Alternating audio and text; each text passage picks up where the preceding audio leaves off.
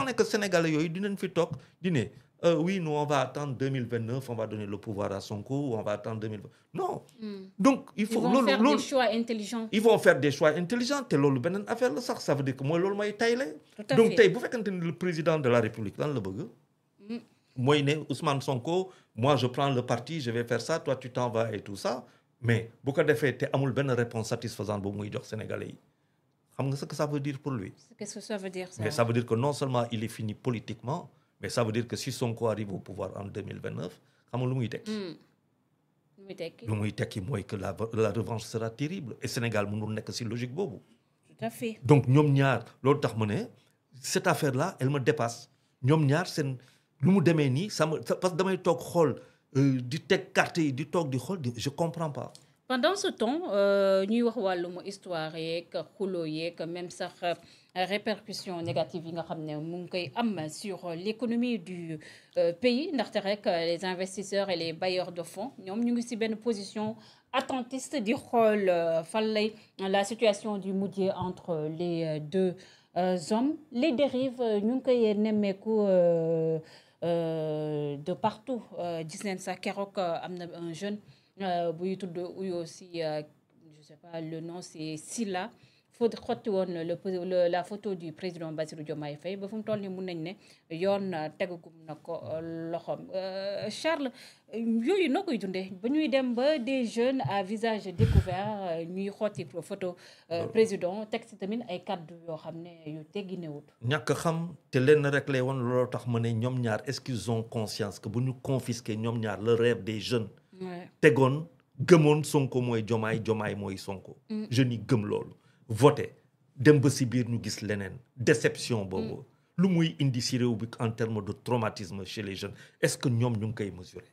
loolu tax ma ne faaw que nit ñi ñëwaat à de meilleurs sentiments les jeunes tey lan mooy seen rêve lan mooy seen avenir fu ñu jëm réew bi baa ngi gën a metti gaal yaa ngi fi ak yu demee noonu jeunes yi fu ñu jëm mais naturellement dañuy jël xotti pour moom xale la jël photo bi xotti la pour moom il a mooy lu mu la wax il a exprimé il a extériorisé daf ko exprimer extérioriser mais dafa am loi lu mu wax loi dafa am lu mu wax yoon dafa am lu mu wax waru ko def daa mel ne billet xaalis nga xotti waroo ko def. mais est-ce que nekkul aussi c'est indiscipline bi nga xam ne dañ koy gis sur les réseaux parce que déjà rek même sur page Facebook le président dañ loon gis des jeunes wala des moins jeunes sax di loon dem di saaga le président Bassirou Diomaye Faye. lu xew Sénégal depuis quelques années. voilà lu xew Sénégal métti na de njàpp.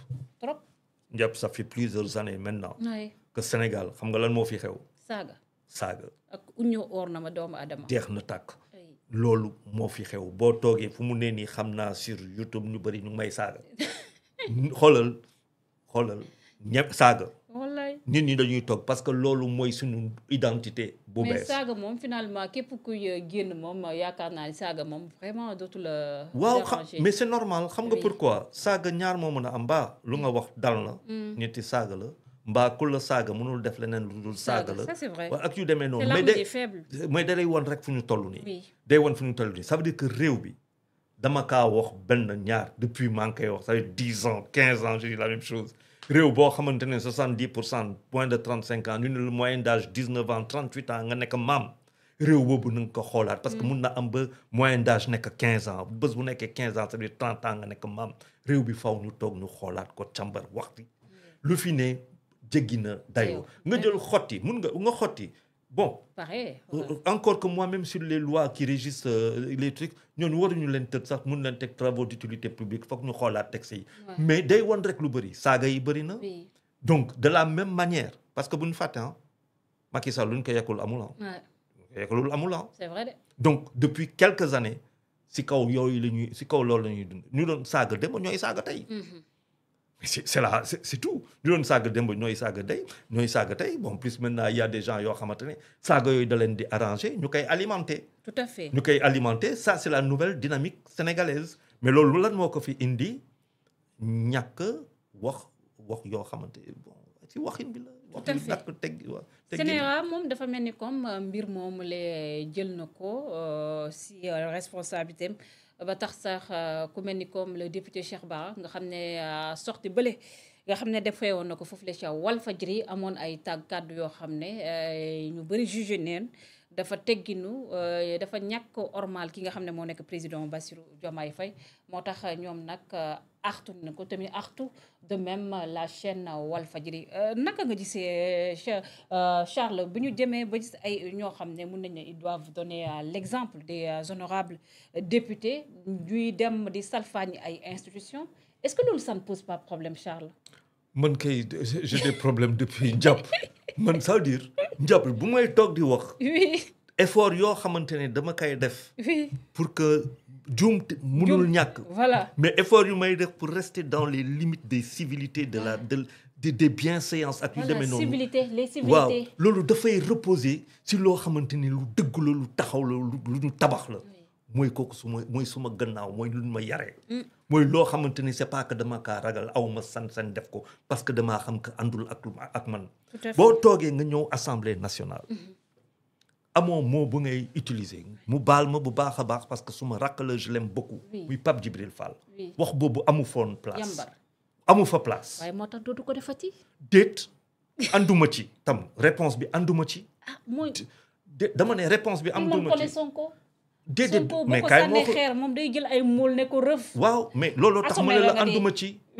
ànduma ci xam nga ànduma ci dafa am ay mots yoo xamante ni boo ko waxee nit ki gis boppam lan laa wax.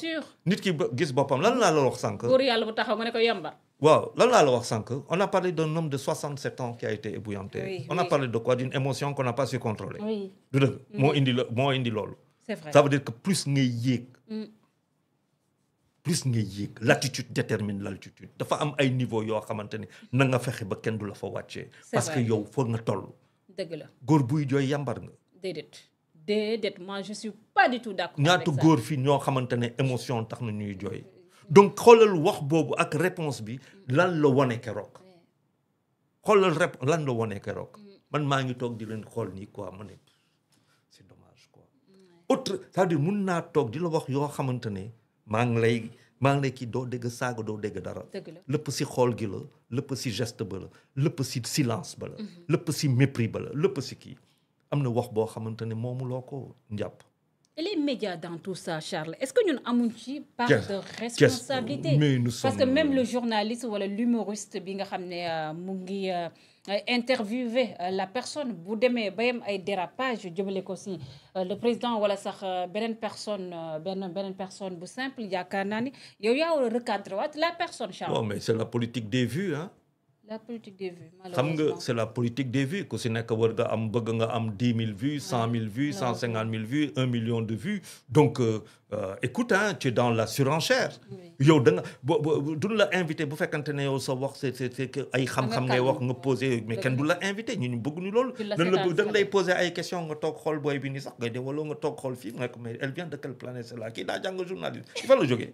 xam nga mais loolu lu ñuy dund loolu ak bëri Sénégal bon ça veut dire que on a pris le niveau dañ ko jël wàccee ko ba nga xamante ne ku la dàq saaga ku la gën a mën a saaga moom mooy am visibilité koo xamante ne am xam-xam rek la am day tiit day douter day noppi day questionné wu ñooñu amuñu loolu Sénégal moo bindee noonu léegi ba nga xam ni ñu bëri dañoo daw laxatu parce que ñemewuñu wax parce que bu ñu waxee nga nekk sëriñ nga nekk labbe nga nekk borom xam-xam professeur nga wax ñu ne la waxoo fi dara yow fan nga toj mu ne non ça me rappelle quand suñu doyen que j'aime beaucoup j'oublie même son nom Khalifa Diakhaté parlait sur les questions des chroniqueurs ma dégg ay soi-disant journalistes yoo xam ne Charles yeggalewuñ sax seen première année ñoom ñoo loon toog laa la wax c'était ci plateau yi di xas Khalifa Diakhaté moi j'ai dit mais attends on a un sérieux problème dans ce Sénégal.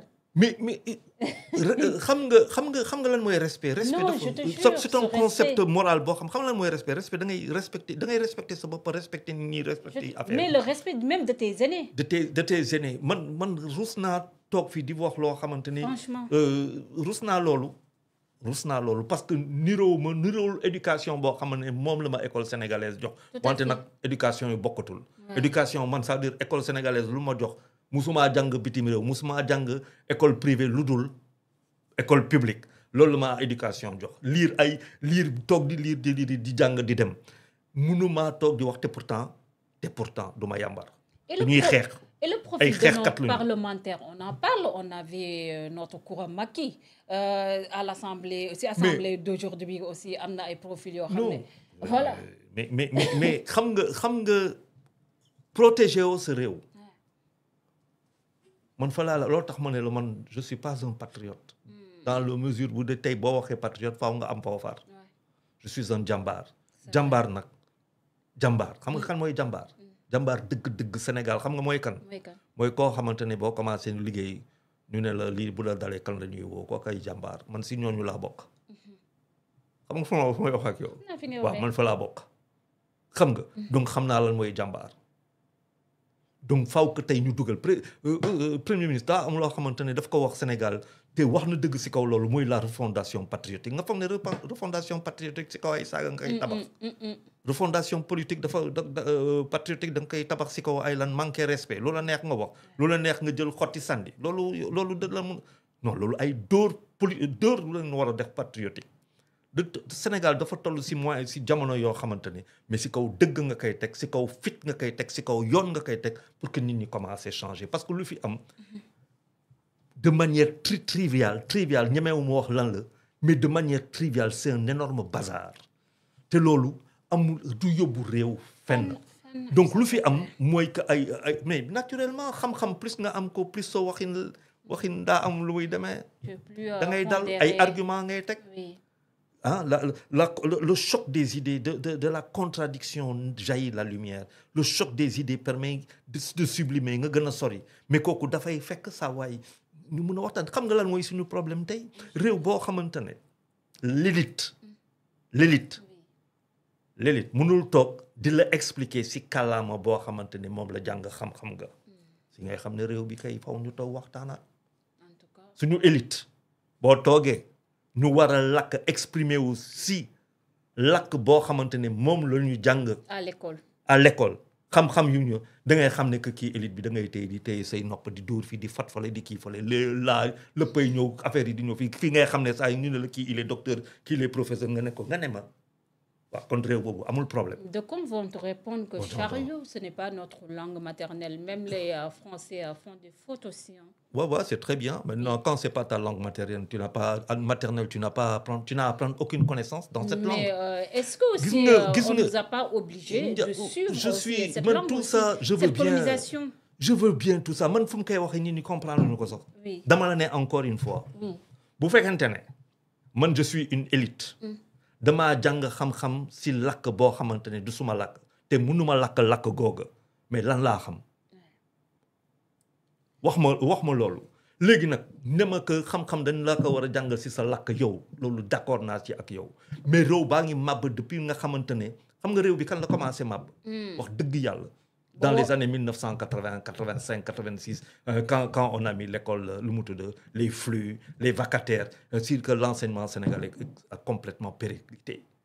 Les dérives yi ñuy seetlu dans nos médias. te waxuma la dans 20 ans comme avec la génération dañ koy aussi li nga xam ne moo nekk la démocratisation de l'information jaarale ko si langue wolof bi. parce que ñu bëri dañoo jàpp ne c'est. mais loolu du xam nga l'accès problème bi du loolu. problème bi mooy que man wolof bu ma lay wax fii fan laa ko jàng. fenn du wolof académique ba mu ngoog du wolofu mbedd la wolofu koñ la wolofu kër la. waaw léegi français bu mu lay làkk français bi fan laa ko jàng. école mu ngoog nga foog ne tey bu ñu doon jàng lu ñuy jàng ñu jàng ko si wolof du ma toog fii ku si nekk am na loo xamante ne les civilités ak yu demee noonu du day gën a leer. di nga gis ñoo xamante ne jànguñu demuñu ba terminal si wolof ak yu demee noonu du ñu mën a toog laa la wax si plateau. du ñu mën a toog si plateau wala daara bu ñu jógewul daara du ñu mën a toog si plateau. c'est parce que tout simplement sa wolofu mbedd ngay indi. wolofu mbedd boobu wala wolofu koñ wala wolofu kii mooy tax nga ñëw nga wax ak man ma toog xool la ciipatu la xeelu la ne la waxoo fi dara waaye yow foo toj ba pare foog ne que man maa ngi toj réew bi. loolu mooy xam-xam. en tout cas c'est. gaa bi nit ki te développé lu muy développé teg thèse teg antithèse dóor lu mu tudd sa synthèse yow nga ne ko tojoo fi dara.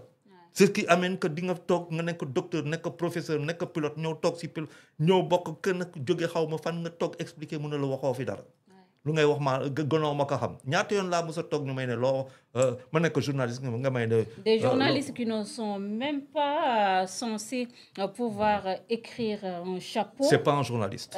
Voilà ñooñu ñooy toog di démonter des grands comme Charles. non ñooñu duñ journaliste. non kooku bañ naa loolu ku mënul bind chapeau. mais Charles. non doo journaliste. une génération bi mënul bind chapeau. non boo mënul bind chapeau commence par une majuscule finit par un point en une seule phrase. boo ma ko mënee def en 5 lignes 3 lignes baax na. mais est-ce que avec en respectant les 5 questions. chapeau sax. waaw boo ko mënul doo journaliste bu nañ ma wax leneen. en tout cas c'est compliqué.